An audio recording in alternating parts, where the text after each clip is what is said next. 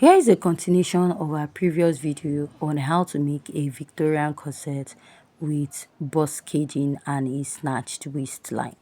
So if this is something you like, kindly hit on the subscribe button, give this video a thumbs up, and if you haven't yet seen the drafting tutorial, please check that on our channel. In our previous video, we went ahead to cut out our pattern. So I used this pattern to cut out our fabric. Added half inch all the way around here. For here I just added half inch at the front. I did not add to the side. Added half inch right around here and then half inch at this side. By the side I've already added the sewing allowance, which I didn't add half inch again. So after that I'll unpin my pattern and go ahead to iron interfacing on the fabric. Now on the main fabric of this dress, I ironed an stay to it, and what I will do next is to go ahead to place my pattern, and I'll join with half inch. After joining with half inch here, I will join with half inch on this side and also join on the other side of my fabric. You can go ahead to pad yours if you want to, but I iron double layer of stay on it. So here is the lining. I'm using a doll face and my main fabric is a mikado. What you're going to do is to iron a pepper gum or a gum stay to it, whatever you call it, and then you go ahead to join it. But before joining it, I'll be cutting out this part, which I'll be ironing. I'll use this to cut out the peplum stay, which I'll be ironing on it. If you don't want to use a peplum stay, you can go ahead to use a wadding. But using a peplum stay or collar stay at this part will give you the stability that when you're caging it at the bust area, it is going to be easier for you to cage, especially if you're a beginner. So I'm just going to cut this out and I'll place it on it. So this is the collar stay, or some people call it peplum stay. What I'll do is to go ahead to place the collar gum I've ironed, and when you're placing it, you're not going to add half inch as joining allowance. You're going to cut it in a way that you have half inch remaining round your pattern this way. Now look at this that I'm holding. You find out that I have half inch all around my peplum stay. Peplum stay did not get to the end of my fabric. Now I'll be placing this and I'll go ahead to iron it out. Now after ironing, you can go ahead to place a pieces of stay to cover it, or you can just leave it that way. Now here is the peplum stay for the mid part of this pattern. Remember, where we're ironing this is on the lining of the dress, so I'll just go ahead to place this and I will iron, leaving half inch on top and leaving half inch by the side. I'll just go ahead and join this with half inch. Now after joining it, this is the effect that I am having. I have not even caged it and it is sitting this way. This is because of the presence of the collar stay or peplum stay on it. Now what I'll do is just to go ahead to notch. After you're done notching, you're going to open it up this way and you're going to go ahead to iron it out so that it's going to relax. Now we're going to cut a pieces of stay also to iron it, right? So first of all, notch your sewing allowance and open it, iron it open this way. Now you can also add boning to the lower part of this your pattern. That is after you're done ironing it out, just the same way I'm doing here. Also go ahead to repeat this on the other side of your fabric. If you notice on this side, I used stay to iron it, right, so that it will relax very well. Also go ahead to place a pieces of stay and I'll use it to iron on it, and so that the joining will relax. The next step you want to take is to go ahead to cage your dress. Now to cage your dress, I'll go ahead to outline the area. Make sure that the part you are outlining is half inch is from the side. You can measure your nipple to nipple and add half inch to it. Then mark your underbust this way. Marking the underbust, draw like a slight curve. Draw out a slight curve at this point, right? Do not mark it straight. Then cross over to the other side. Now when you're doing this, also make sure you use your nipple to nipple plus extra half inch or 1 inch as a guide for the side. Just go ahead and use my marker to mark this so that it will be visible. Now outline this and make sure that you have like ½ inch after the neckline of your pattern. You can even use 0.75. I'll outline the nipple to nipple point, the center.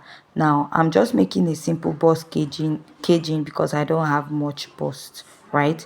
So on this line we marked, now this is where we're going to cage. Now for the boning I'm using a sewable boning, and I'm using the smallest size. Why I'm using this is that it is very easy and flexible for you to cage with, especially if you're the type that when you're caging, your bust caging is always coming out flat.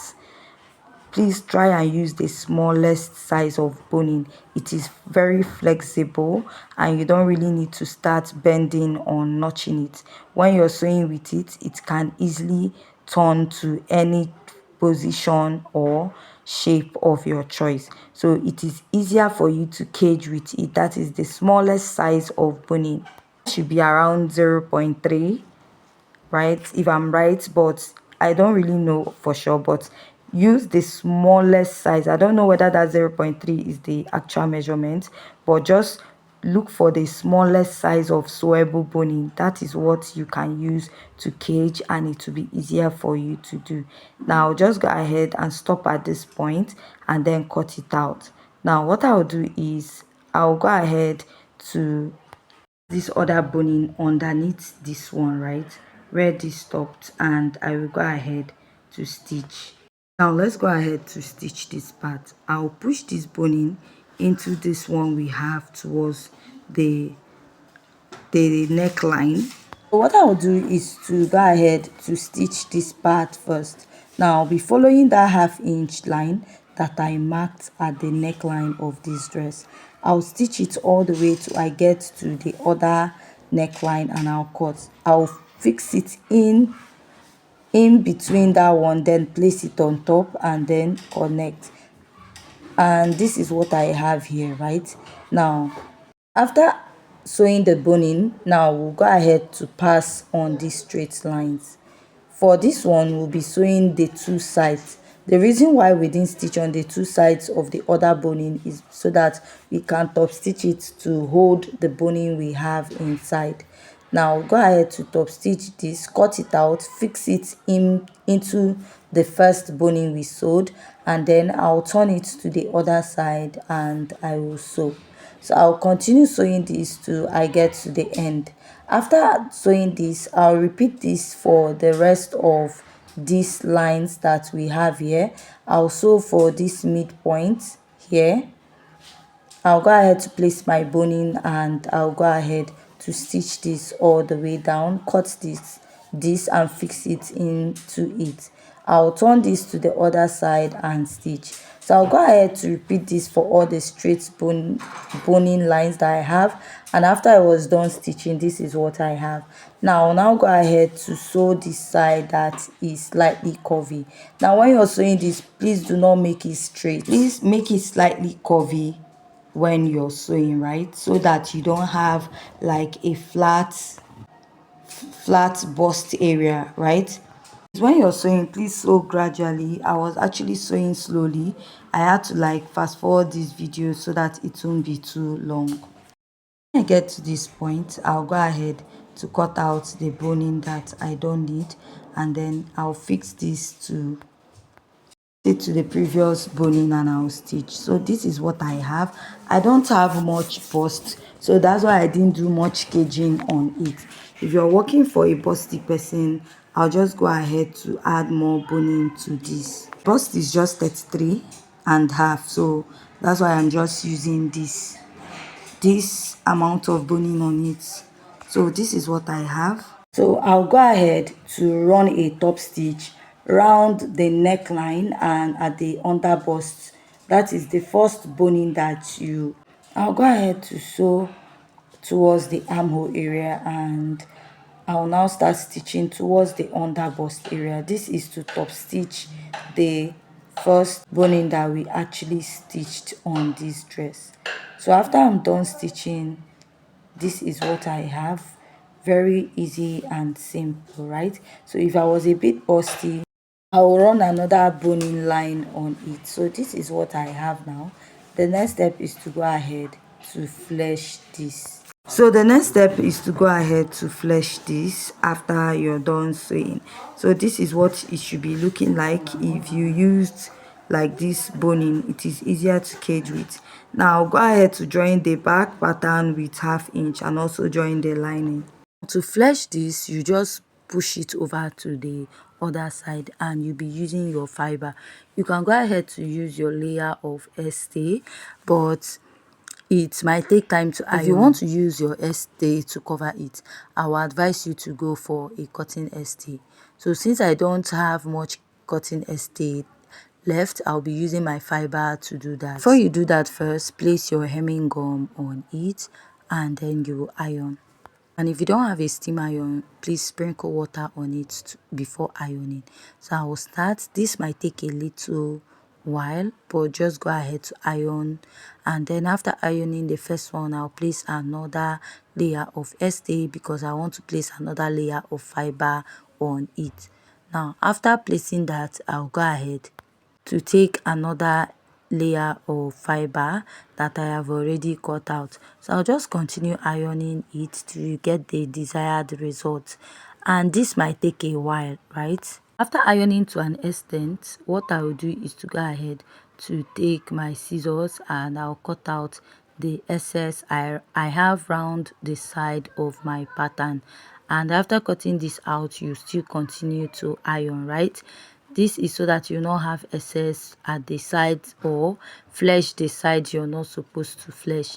I'll also go ahead to cut out the neckline, reduce it to that 1/2 inch where your boning stop, so that it will not exceed that 1/2 inch and it won't be bulky when you're turning your dress.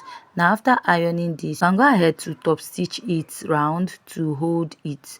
Now I went ahead to like flip it to this side and I'll also continue ironing. So after ironing from the front, iron from the back. But if you know that your iron will stain your fabric, please go ahead to cover it with your piece of fabric or reduce the heat. So you notice here I've got ahead to create like boning channels for this. There are several ways of doing this. You can go ahead to pipe your boning and then sew it directly. Or if you're going to have issues doing it, you can use this easier method. Cut out 1.5 inches strip of fabric, place on it and stitch, then turn it to the other side and top stitch. You'll be repeating the same thing here also to create your bonings on it. After creating boning on it, we'll be passing our boning. After creating your boning channels, we'll be passing our boning through it. This is like a more easier method to work with, right? So after fleshing it, this is what I have. The next step you want to take is to go ahead to turn the neckline of this dress with your main fabric. So I'll just place and I'll stitch with 1/2 inch at the armhole of this dress, at the neckline, and also at the other side. Now after turning it, what you're going to do is to go ahead to give it a good notch for it to relax. So after notching it, we'll be flipping it to the right side of this dress. This is so that the neckline and towards the armhole area is going to relax because of the boning at that side. So after I was done sewing, this is what I have at this point. And then the next step I'm going to take is to join the sides to it. So after sewing, this is what I have. I went ahead to re-iron it also. Now what I'll do is to go ahead to pass my boning. I'll be passing boning through all these boning channels. So to reduce the time that I will spend, I'll go ahead to do some of this offline. I'll go ahead to do it off the camera, whichever one. So after passing all the boning through the boning channels that I have created, you can use the double boning method for this, whereby you pass your plastic boning and your sewable boning through it. Passing the boning, I'll top stitch the side and the lower part to hold this firmly. Now after I'm done top stitching, this is what I have. Now it is time to iron this again. You need to like iron very well. Place the tailor's ham underneath and place another fabric on it. This is because I don't want my actual fabric to get stained. Now go ahead to iron it, especially towards the underbust of this dress or the corset. That way it will help it form the underbust area and give it that lift that you want. So carefully go ahead to keep ironing and molding it, because ironing is a very important part when you do your bust gauging, right? So after ironing, this is what I have at this part of my corset. So after ironing, this is what it looks like. This is what it is looking like right now. And next, we're going to attach the side of this dress to it. To attach the side, I'll place the front pattern, lift it by ½ inch above the actual pattern. Now take the back pattern, the part that is supposed to be the side, match it up, and I will go ahead to pin. Now you can pin and stitch, or if you can hold it while stitching it, it is still okay. But whatever you're pinning, make sure that you have ½ inch above the actual sewing of the dress. So when I pin this to the end, I'll go ahead to run ½ inch at that point. Now after stitching, I went ahead to stitch the other side, right? So this is what the other side looks like.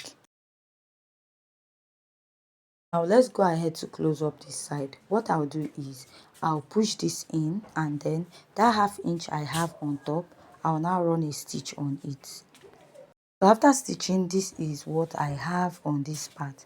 Now what I'll do is this ½ inch, I'll just fold it in and top stitch. I'm just using like the easiest method to create the lacing. I don't want to start cutting fabric to create lacing bar area and all that, so I just want something that is simple and easy. After stitching, I'll run a top stitch by the sides to create the space for lacing, and this is what I have after stitching. Go ahead to match up the hemline, make sure it matches very well before you go ahead to pipe the lower part of this dress.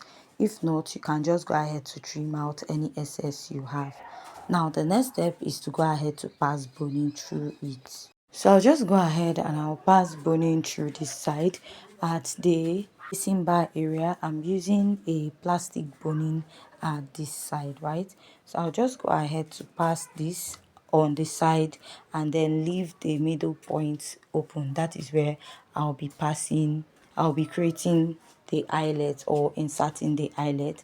I'll also pass for this other side, right? So after that, let's wrap the lower part of this dress. So I'll just go ahead to cut out this piece of fabric. I have 1.5 inches. Place this, then wrap it to the other side, then I'll stitch with ½ inch all the way around.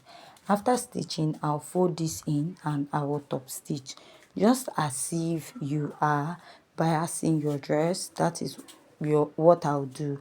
Now after sewing, this is what I have, and this is what the inside looks like, and this is what the outside is like.